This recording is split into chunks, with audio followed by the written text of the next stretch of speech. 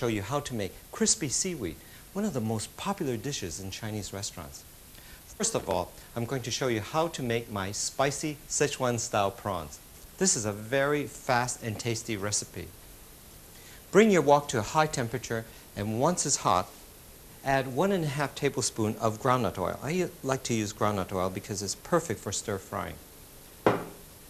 Then I'm going to add about a tablespoon of coarsely chopped garlic,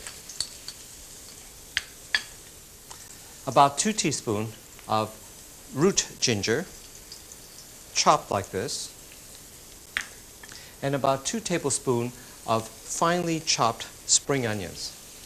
Now these are the essential ingredients of Chinese cooking. I call them sort of the, if you will, the holy trinity. And this is what gives Chinese cooking that special flavor. You want to stir fry that for about 20 seconds. You want to be careful that this doesn't burn. Now, I'm going to add about 1 pound of raw shelled prawns. You want to get raw uncooked prawns like this. They can be frozen. They're perfectly fine.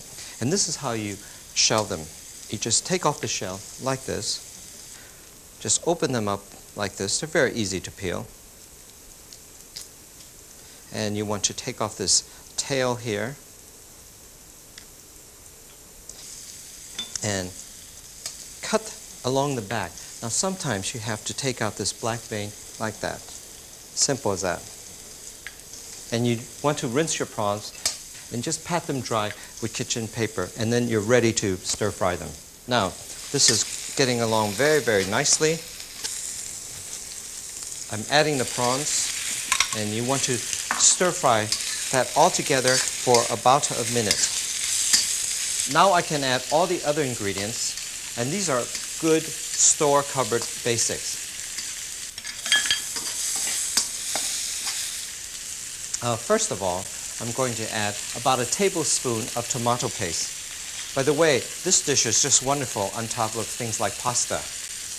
And 2 teaspoons of chili bean sauce. Now this is a quite pungent, spicy sauce that is rather addictive.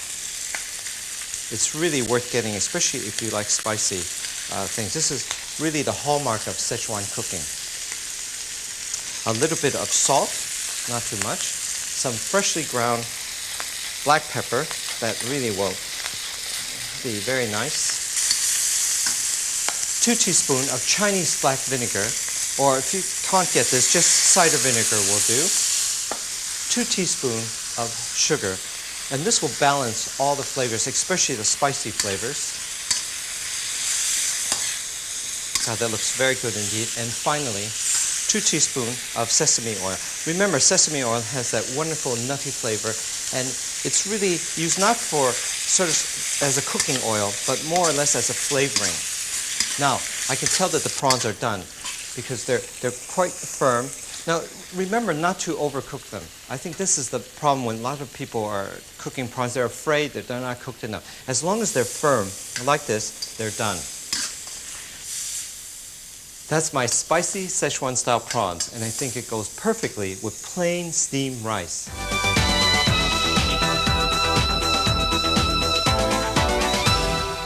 Crispy seaweed is perhaps one of the most popular of Chinese restaurant dishes. In China, a special type of seaweed is used, but here in the West, we tend to use Chinese cabbage known as bok choy. Of course, you can always use spinach as a substitute, but fortunately, bok choy is now available in supermarkets. Bok choy has a light, fresh, slightly sweet flavor and requires little cooking. Here's a tip. When you buy it, look for firm, crispy stalks like this. And remember, the smaller the leaves, the more tender the vegetable. Now, to prepare bok choy, just separate the stalks from the stems like this. And then cut the green leaves from the white stalk. Now save these stems, they're really delicious. I like to stir fry them with garlic. This is what my mother used to do. And you can also use them in soup. You should always wash the leaves in several changes of cold water because it has a bit of dirt in them, and then drain them thoroughly. Now here I have some which have been washed, and what you want to do is you want to dry them as well. Now you can use a tea towel as I'm using here, or you can dry them with kitchen paper. Take them like this, the leaves, and you stack them up, and you roll them like I'm doing here. It's sort of like rolling a big cigar. And then you hold them with your fingers like this, and with a knife or cleaver, you just shred them. You see how easy that is? And in fact, you can use this technique for spinach, which is very nice as well. And you can see that's very, very easy. Now, I like to dry them a bit more. So what I do is I put them on a baking tray like this,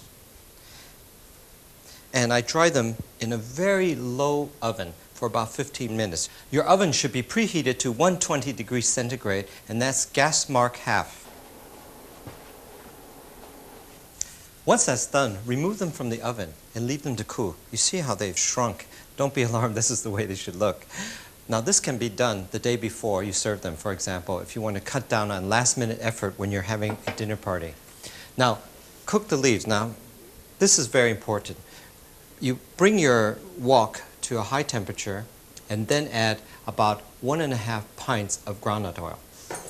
Now, how do you know when your oil is hot enough? Well, here's a good tip. Just take a little piece like this and just put it in the hot oil.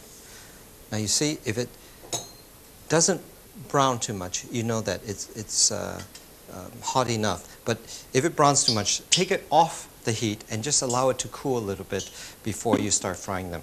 They cook amazingly fast. So we want to add a bunch like that. Remove them immediately from the wok. They're nice and crispy. And they do look like seaweeds. And they even smell like seaweed. You want to remove them from the oil immediately. Oh, that's really lovely. Drain them on kitchen paper, as I'm doing here. Now I'm going to put on some finishing touches. Now the thing about crispy seaweed is if you add the salt too soon, it will make it soggy. So, because salt has an interaction with deep fried things. So add them at the very last moment. The salt and a little bit of the sugar. And for the final touch, I'm going to add some pine kernels, which are very nice, which I either roasted in a hot oven for 2 to 3 minutes, or you can actually cook them in a dry pan. What could be easier than my foolproof crispy seaweed?